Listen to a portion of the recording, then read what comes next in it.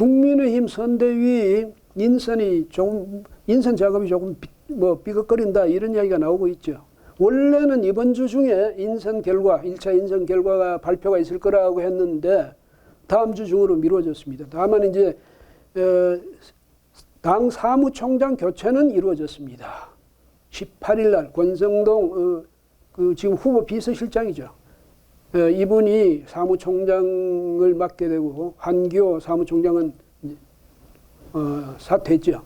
그런데 왜 이렇게 지금 갈 길이 참 멀고 또 바쁘지 않습니까? 그 인선을 빨리 해가지고 선대위를 빨리 구성해가지고 총력전을 펼쳐야 될 이 상황에서 자꾸 이제 인선 가지고 여러 말이 나오고 하니까 문제가 있는데 물론 그런 큰 일을 하는데 뭐 하루아침에 해결되겠습니까? 또 선대위라는 거 대통령 선거 국민의힘의 선거대책위원회입니다. 그 방대한 기구거든요. 그걸 뭐 쉽게 해결될 건 아니지만은 그렇지만 자꾸 여러 말이 나오는 것은 안 좋죠.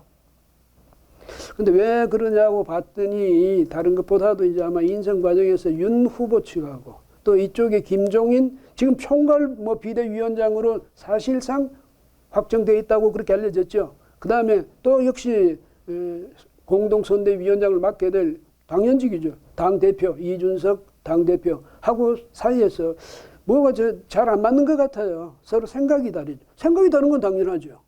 생각이 다른 건 당연한데 제가 생각할 때는 누가 이때 결정권을 가져야 되냐. 당연히 후보가 가져야지. 후보가. 예? 그렇지 않습니까? 후보가 지금 선거에서 대표 선수로 뛰고 있고 그 후보의 당선을 위해서 선대위가 있는 것 아닙니까? 그러면 후보도 뭐 아무렇게나 사람을 인선하려 하겠습니까? 여러 사람들이 조언을 들어서 최적의 방법이라고 생각되는 그 길을 찾아갈 것 아니겠습니까? 그런데 김종인 총괄 비대위원장으로 사실상 결정됐다는 이분 전 당 비상대책위원장이죠. 이분이 이제 윤 후보 측에서는 아주 큰 규모의 그런 선대위를 구성해가지고 가고 싶다 이런데 이 양반은 이제 뭐냐 아니 그렇게 해서는 안 된다. 실무형으로 선대위를 꾸려야 된다 이렇게 말하는 모양이에요. 그럼 그 배경이 뭘까요? 내가 내가 원톱이죠. 원톱으로 있고 나머지는 실무형으로 구성해가지고 그러니까 모든 결정은 사실은 이 선대위원장이 할 수 있도록 총괄 선대위원장이 할 수 있도록 하는 그런 구조를 원하는가 봐요. 그래야 효율적이라고 말하겠죠. 근데 그래서 제일 지금 걸려 있는 게 뭐냐면 김병준 전 비대위원장, 자유한국당 때 비대위원장이죠. 또 이분 김한길, 새정치민주연합 때의 민주당 대표. 이 두 사람을 이제 윤석열 후보가 영입하고 싶어 하고 있는 모양이에요. 영입해가지고 후보 직속의 별동대를 2개도 특별위원회 2개를 둬서 거기를 맡긴든지 아니면 김병준 전 비대위원장의 경우는 공동선대 상임 선대위원장을 맡기든지 그렇게 할 구상을 하고 있는데 김종인 전 비대위원장 아주 거기에 대해서 거부감을 보이는 모양이에요. 김병준이 안 된다 이런 거죠.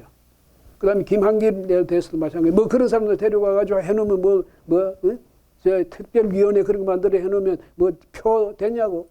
전에 지난번 2012년 대선 때 그때도 봤지 않냐. 그때 자기는 국민행복 특위위원장을 했었거든. 그때도 봤지 않냐. 그런 사람들 불러다가 무슨 특별위원회 만들고 해가지고 된 게 뭐 있냐. 이런 식으로 이제 강력히 어필을 하고 있는 모양인데 이 김 전 위원장은 흔히들 뭐랍니까? 킹메이커 이렇게 이야기를 하고 있습니다. 근데 제가 볼 때 그분이 왜 킹메이커 소리를 들어야 되는지 왜 그런 호칭을 들어야 되는지 저는 이해를 못하겠어요. 언제 킹메이커 해본 적 있습니까? 그분이? 2016년에 그때 민주당에서 비상대책위원장도 하고 선대위원장도 하면서 그때 민주당이 당시 새누리당보다 한 석 더 많이 얻었어요. 다만 이제 그때 새누리당은 압승을 거둘 거라고 했다가 그렇게 오히려 졌으니까 엄청난 충격이었지만은 그렇다고 김 위원장이 들어가서 엄청나게 큰 압승을 거둬서 공로를 세운 건 아니죠. 더더군다나 그랬다 하더라도 그건 킹메이커하고 상관없는 일 아니겠습니까? 예? 그렇죠. 그 다음에 또 전번에 이 미래통합당 그때 비대위원장을 선대위원장을 맡았지. 선대위원장. 그때 뭐 급하게 한 20일 앞두고 맡았으니까 사실 그분한테 무슨 책임을 미룰 수는 없는 일인데 어쨌든 맡았으면 뭔가 실적을 냈어야 될 텐데. 아니 그래 킹메이커라고 뭐 그러던 분이 앞날을 전혀 계산도 안 해보고 생각도 안 해보고 그냥 맡았습니까? 그래서 참패했잖아요. 엄청난 참패를 했죠. 근데 책임지는 모습을 보였습니까? 오히려 말이죠. 예? 오히려 그 다음에 비상대책위원장까지 맡았어요. 근데 이제 다만 그래가지고 서울시장, 부산시장 보궐선거에서는 이제 이겼죠. 그런데 그때 이겼다 하더라도 그게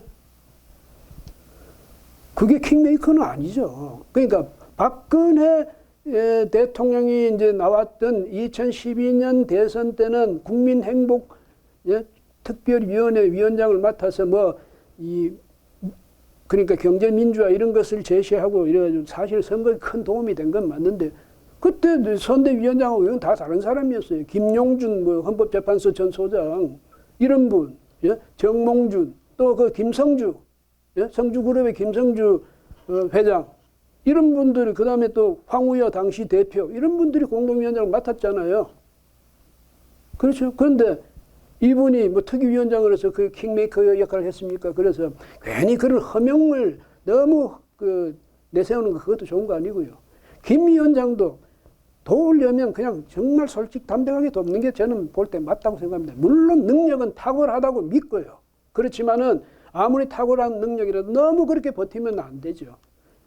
윤 후보가 가고자 하는 길을 계속 바짓가랑이 잡고 당기면 안 되는 거 아닙니까? 그리고 이제 윤 후보 측에도 이야기인데,